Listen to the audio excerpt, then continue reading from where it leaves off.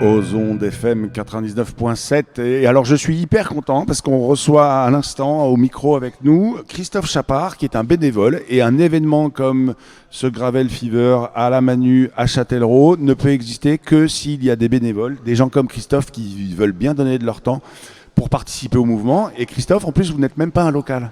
Oui, bonjour Jérôme. Non, tout à fait, je suis de Toulouse. Comme j'expliquais, là, c'était un problème de logistique pour amener le vélo. Du coup, je me suis dit autant participer, autant faire quelque chose, et puis je me suis proposé comme bénévole. Et alors, la démarche a été facile, ou c'est une sélection comme pour les JO ? Non, la démarche a été très simple. Sur le site internet de Gravel Fever, il y avait la possibilité de s'inscrire en tant que bénévole. Voilà. Et donc vous êtes venu à vos frais de Toulouse jusqu'à Châtellerault ? Alors oui, ce qui tombait bien, c'est que je travaillais à Bordeaux justement, donc, et la semaine prochaine je travaille à Paris, ouais. Donc c'était sur le chemin, donc ça allait très bien. C'est une sorte d'étape en fait. Exactement. Mais c'est intéressant. Et donc aujourd'hui, qu'est-ce qui vous donne envie de participer comme ça à la première de ce Gravel Fever en tant que bénévole ? Déjà c'est une première, donc c'est vraiment sympathique de travailler pour une première comme ça. Ça permet de voir un petit peu les mises en place, de connaître les gens, parce que l'intérêt aussi d'être bénévole, c'est de pouvoir connaître d'autres personnes, de ne pas être juste là en tant que spectateur. Donc voilà, c'est intéressant. Et potentiellement aussi, si on est participant, ça permet, le fait d'être bénévole, ça permet aussi non pas de consommer, mais de donner. Exactement. Et c'est finalement beaucoup l'esprit quand même aussi du gravel, c'est le partage, être ensemble. Et là, c'est ce que vous venez de nous dire, rencontrer du monde. C'est ça, rencontrer du monde, partager, vivre un événement aussi, et découvrir des choses, puisque le gravel aussi c'est la découverte, j'entendais tout à l'heure, sans prise de tête, justement, et puis partager. Et vous êtes un pratiquant, donc vous faites du gravel à Toulouse ? Alors, je me suis mis au gravel très récemment, en fait, en juin. Pourquoi ? En fait, qu'est-ce qui vous a attiré dans le fait de vous mettre au gravel ? Vous faisiez du vélo par ailleurs, du vélo sportif ? Alors non, pas du tout. Moi, j'étais plutôt enduro, motocross. Oh, mais fantastique. Voilà. On a un converti. Christophe fait son coming out. C'est ça, exactement. Je me suis converti au gravel parce qu'on a cette polyvalence, c'est-à-dire d'aller sur route et d'aller sur tout terrain. Voilà, et c'est vraiment intéressant. Je retrouve un petit peu cette polyvalence en moto, et aujourd'hui en vélo. Est-ce que vous vous êtes mis au gravel ? Est-ce que vous faites encore de la moto aujourd'hui ? Vous pouvez répondre oui, c'est pas une... Alors oui, mais plus de motocross. Voilà, donc maintenant que du gravel. La moto, j'en fais encore, mais plus de la route. Est-ce qu'il y a le fait de vous transférer de la motocross vers le gravel, c'est aussi une sorte de prise de conscience, écologique ou pas ?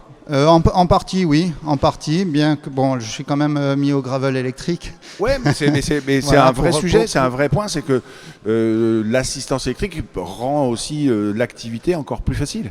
Oui, tout à fait. Ça rend surtout pour les montées, ça j'entendais aussi tout à l'heure, ça aplatit les montées. Ça permet aussi de rassurer, parce que voilà, ce dont j'avais peur, c'était les conditions physiques. C'est pas du tout les mêmes muscles qui travaillent en moto ou en vélo. Et là maintenant, j'ai vraiment, je vais continuer un petit peu l'électrique, et je cherche maintenant plutôt aux mécaniques. Mais Christophe, vous venez de nous dire que vous êtes mis au gravel au mois de juin. On est au mois d'octobre et déjà vous êtes en train de vous dire mon prochain vélo c'est un gravel musculaire, acoustique. Tout à fait, parce que là je m'aperçois qu'en fait, déjà l'autonomie électrique sur un gravel, elle est très courte finalement, parce que... ça c'est un défaut de jambe. Voilà. Non, je plaisante, tout à fait. elle est très courte.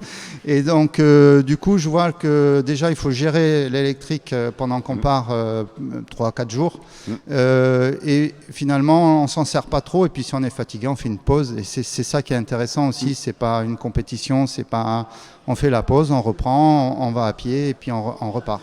Ce qui est intéressant aussi dans ce que vous dites, je trouve, c'est cette notion, j'imagine, de passer de la moto au gravel électrique, puis là vous êtes en train d'envisager de passer au vélo musculaire, acoustique, classique, peu importe. Visiblement, ce que vous êtes en train de nous dire, c'est que ce vélo électrique, c'était une sorte de transition. Tout à fait. C'était une transition parce que ce dont j'avais peur, c'était la force musculaire, c'était l'endurance. le cardio aussi, Oui. parce que bon, j'ai un certain âge. Non, Donc- les auditeurs peuvent pas vous voir, mais je vous donne à peine 40 ans, Christophe. Non, c'est 50. 50. Mais vous les faites pas. La moto Voilà. vous a conservé. Merci. Non, mais- et pareil, est-ce que vous retrouvez en moto, on a une sensation comment dire, de trajectoire, une sensation potentiellement de glisse aussi. Est-ce que vous retrouvez ces sensations sur votre vélo? Tout à fait, tout à fait. La trajectoire, c'est important. Le regard, surtout le regard, est d'autant plus important en moto qu'en gravel.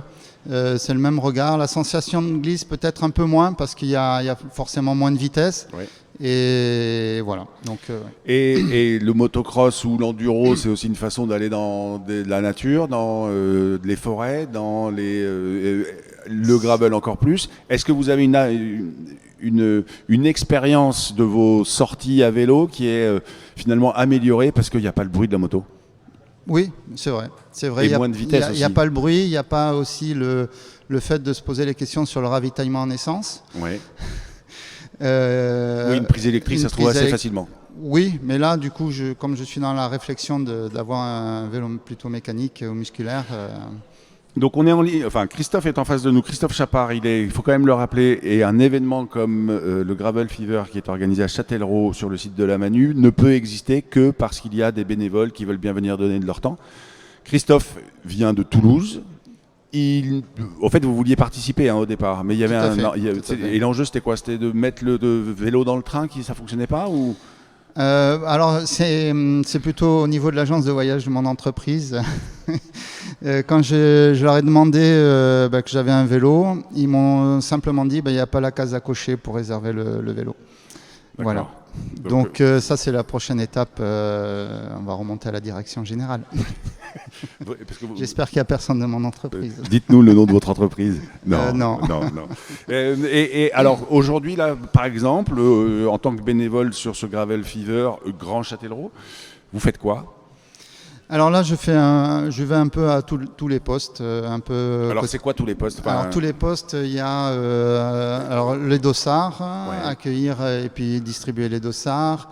Il y a la bagagerie, il y a tout ce qui est sécurisation des sites. Sécurisation des sites, oui. Il y a aussi ravitailler les étapes au niveau de la nourriture. Ouais.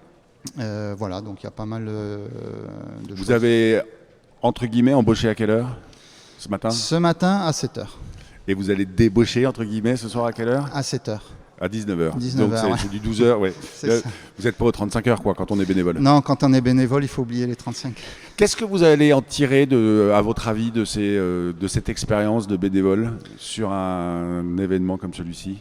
C'est la rencontre humaine. C'est vraiment la rencontre de personnes. C'est le partage aussi du sport, d'une passion, parce que c'est des gens ça y est, c'est devenu une passion pour c'est vous. devenu une passion, oui, tout à fait. Vous êtes impliqué localement dans un club local ou ou quand vous partez rouler sur votre gravel, vous avez une bande de copains ou de copains et copines avec lesquels vous allez rouler? Comment votre pratique? Non, là pour l'instant, je commençais, donc je pratique seul ou avec mes enfants. Ouais. Voilà. Et, ils ont aussi un vélo, eux? Ils ont, oui, plutôt un VTT, du coup. Mais c'est ça qui est intéressant, c'est que vous allez cohabiter avec vos enfants qui sont sur un VTT, vous êtes sur votre gravel, et finalement, quand c'est très technique, ils vont aller un peu plus vite que vous. Quand c'est très roulant, vous allez peut-être aller un peu plus vite ça, qu'eux. c'est pas sûr qu'ils aillent plus vite que moi. Hein. C'est pas sûr. En tout cas, il y a un vrai challenge. Voilà. Et vos enfants ont quel âge? 14 et 17. Eh ben, on les salue. Ouais, merci. Si les enfants ne savent pas quoi faire ce matin, ils peuvent écouter osondes.fr. Ils écouteront papa en streaming sur le site. Sinon, ils sont pas là, ils sont pas venus. Vous êtes venus sans les enfants? Non, ils sont pas venus. Ils sont restés à Toulouse. Ils sont restés à Toulouse. Et sinon, effectivement, à 199.7.fm. Merci beaucoup, Christophe, parce que vraiment, je me posais la question combien on a de bénévoles sur un événement comme celui-ci. Je crois pas avoir la réponse, mais on va demander à ChatGPT. Il va nous dire. Oui, je pense. Oui. S'il arrive à trouver la réponse. Et ben maintenant, Bastien, je crois que c'est le meilleur DJ de la place. Il va nous passer un morceau qui s'appelle Faut pédaler. Ah, ça tombe bien. Assistance électrique ou pas, il y a un truc qu'il faut faire dans la vie, c'est pédaler. On se retrouve dans 3 minutes. La prochaine chanson est spécialement dédicacée à tous les nouveaux-nés de l'année, à ceux de l'année passée, à ceux de l'année d'avant, à ceux de l'année prochaine, à ceux qui auront 20 ans quand on devra fêter ma centaine. Le but du jeu, c'est d'être heureux. Autant vous dire, tant qu'on y est, il va falloir pédaler. Dans la vie, faut pédaler. Dans la vie, faut pédaler. Dans la vie, faut pédaler. Dans la vie, faut pédaler. Dans la vie, faut pédaler. Dans la vie, faut pédaler. Pour t'élancer, dès le départ, faut respirer. Il fait tout noir. Vas-y, minot, trace tout droit pour voir le jour.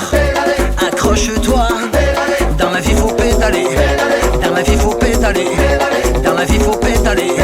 Dans la vie, faut pédaler. Dans la vie, faut pédaler. Dans la vie, faut pédaler. Pour avancer, KNK, escalader la fin du mois. Arriver là-haut, c'est un combat.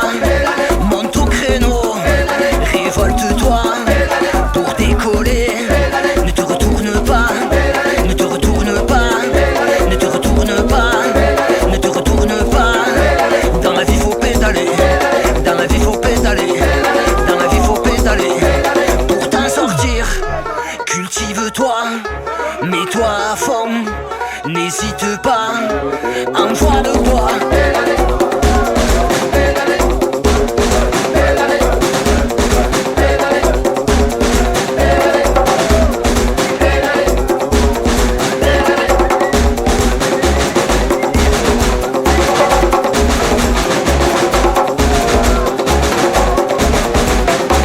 Pour t'échapper, trouver l'amour, creuser l'écart, rêver toujours. Entre dans la danse, mets-toi le feu, même dans le dur. Tu seras heureux, tu seras heureux, tu seras heureux. Dans la vie, faut pédaler. Dans la vie, faut pédaler. Dans la vie, faut pédaler. Dans la vie, faut pédaler. Dans la vie, faut délirer. Dans la vie, faut s'impliquer. Dans la vie, faut rassembler. Dans la vie, faut s'oublier. Dans la vie, faut s'élever. Dans la vie, faut s'emboîter. Dans la vie, faut faire le fou. Dans la vie, faut des cachous. Dans la vie, faut du boucan. Dans la vie, faut de l'accent. Dans la vie, faut des refrains. Dans la vie, faut des câlins. Dans la vie, faut cultiver. Dans la vie, faut mélanger. Dans la vie, faut s'inspirer. Dans la vie, faut s'engager. Dans la vie, faut pédaler. Dans la vie, faut pédaler. Dans la vie, faut pédaler.